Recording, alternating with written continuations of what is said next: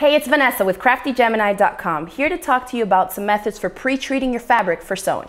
So there can be two different schools of thought as to how to pre-treat your fabric before you start sewing either a garment or a project. Some people swear by the method of just washing and pressing all your fabrics regardless of what you'll be using it for.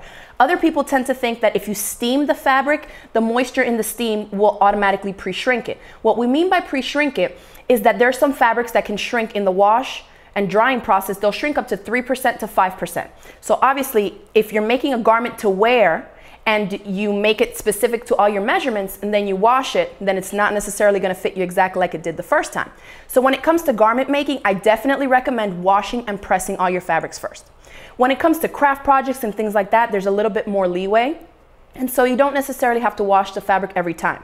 The times that I do recommend you do is if you're using dark fabrics like these dark denims or blacks, or if you're using bright colors, especially reds. What you want to do is test the fabric first.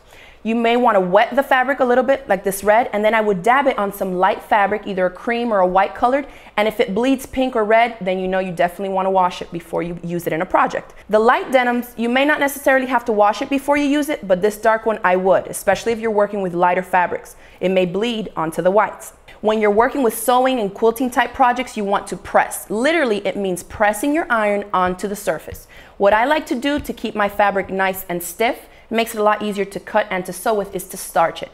Some people don't like it, and it kind of depends on the fabric texture that you're working with. The reason for pressing is that you don't want to swipe out and skew either the woven fibers of the fabric, or if there's a pattern on it or words, you don't want to skew it either. And that's how we prep our fabric before we start working with it for any project.